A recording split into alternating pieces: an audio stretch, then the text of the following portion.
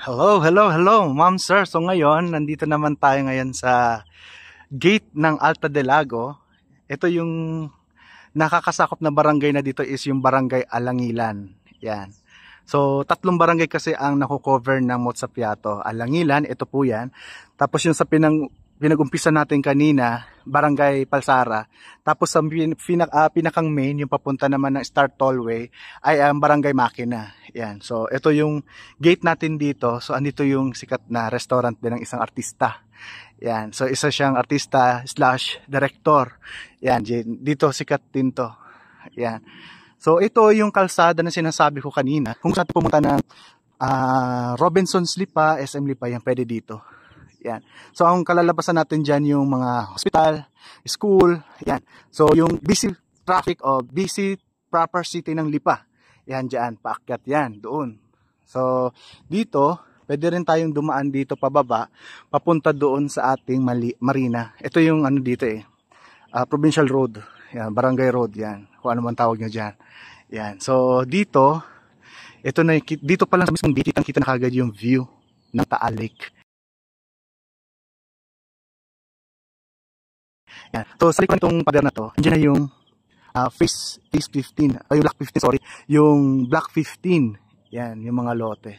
Yan, so napakaganda, mataas na area siya. Yan, so ito yung gate, kasi tatlo yung gate natin dito doon sa harapan, yan. Tapos may papunta ng commercial, yan isa. Tapos dito sa barangay yan, dapat baba doon. Ganito. Yan. So napakaganda ang dumaan. Yung mga papasok dapat mga residente.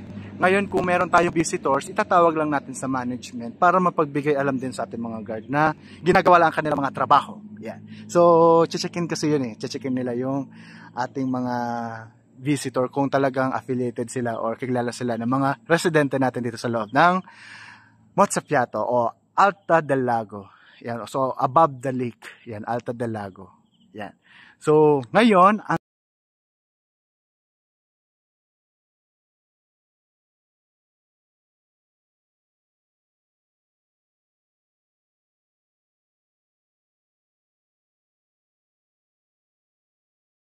Puntahan naman natin ngayon yung spot kung saan itatayo ang ating clubhouse dito sa Motsafiato. Dito lang yan sa tabi ng gate na ito, ng Alangilan Gate. Yan, so dito lang yan sa gawing kanan. So, let's go! hi ma'am sir! Yan, so nakayuko na naman ako dito. Yan, so ipakita ko lang po yung mapa kung anong meron dito sa may pinakang gate dito sa likuran ng Barangay Alingalin. Yan. So ito dito po gagawin sa gate na to yung ating community clubhouse. So ito po 'yan. Yan. Yan, dito po itatayo ang clubhouse. So napakaganda nating clubhouse. Yan. So ngayon, ang ating scale model pala ay mapapakita ko.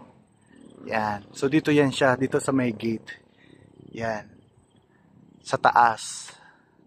Yan, dito napakalaki niya at dito gagawin yung ating magandang clubhouse.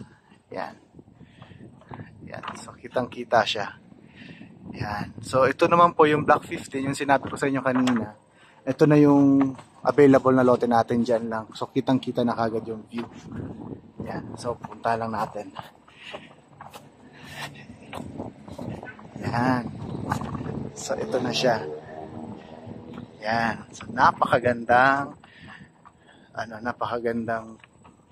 site o kaya spot na pwede nating ma-avail.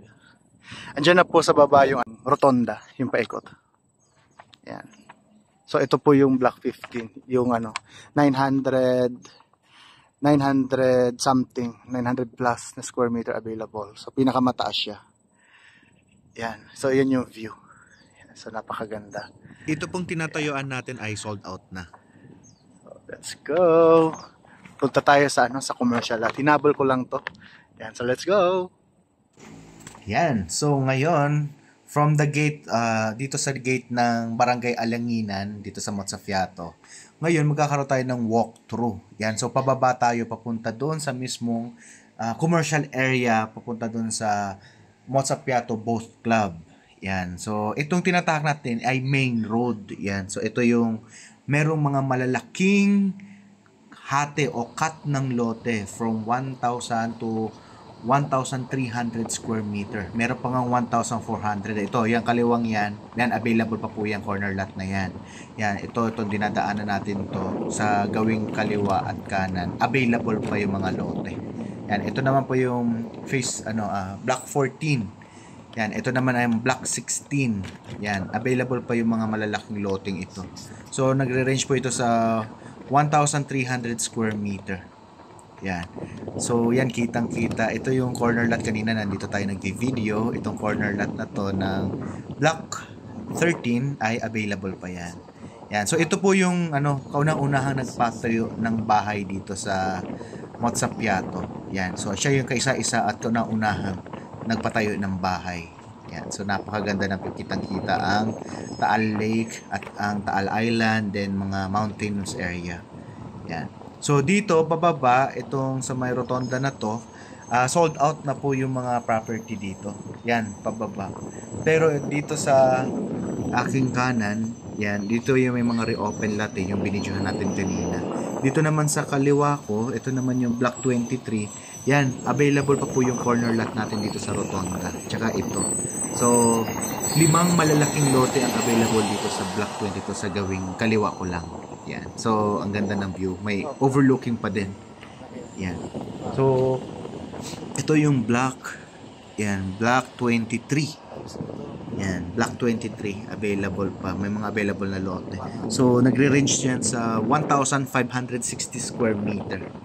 Yan. So, napaka-spacious ng mga lote natin dito.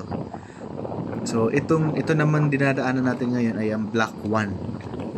Yan, dito sa block 1, along main road, 3 malalaking lote na lang ang natitira dito. Yan, main road po. So ranges from 900 square meter to 1,032 square meter. Yan. So ito na yung gate. Yeah, so from gate to gate tayo ngayon. Ito na yung gate ng Alta del Lago.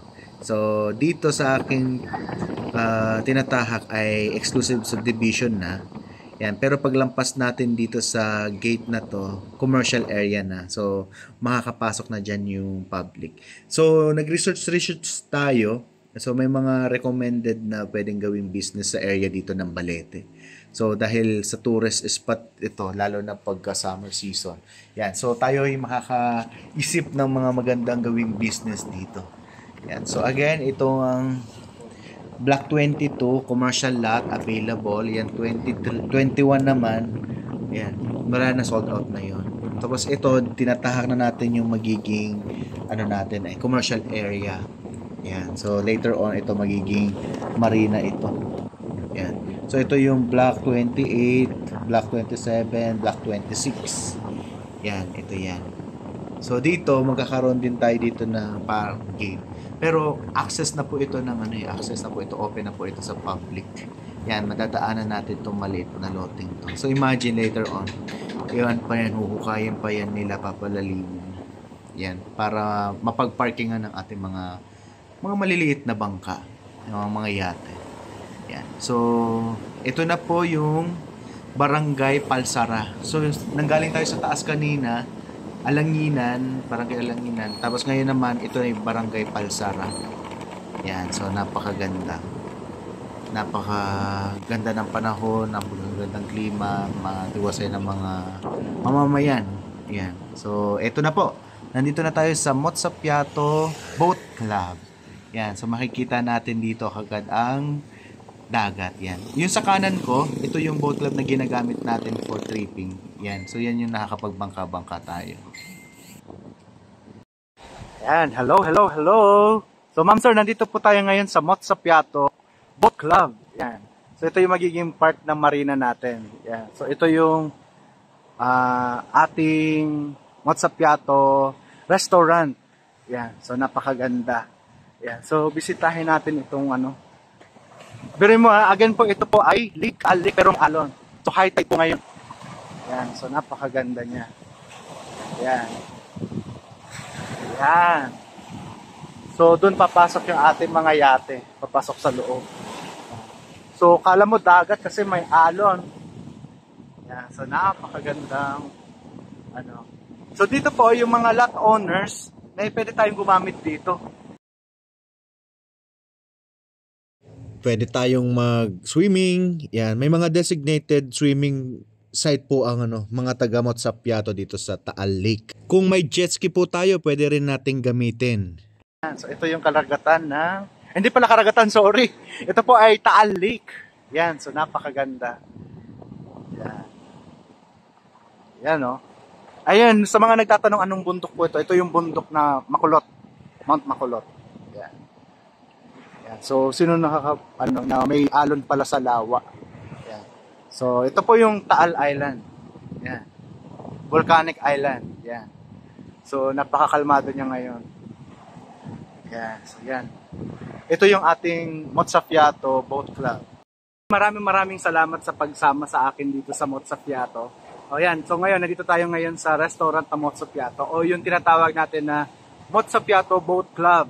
Yan, sa mga yate, yan, so magpapa-membership tayo dito.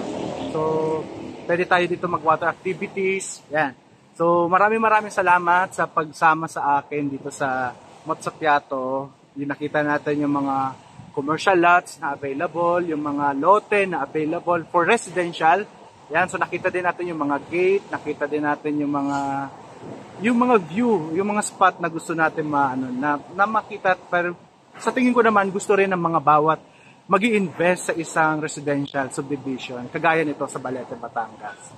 Yan, sa mga gusto na magpa-schedule ng tripping dito, i-message nyo lang po ako.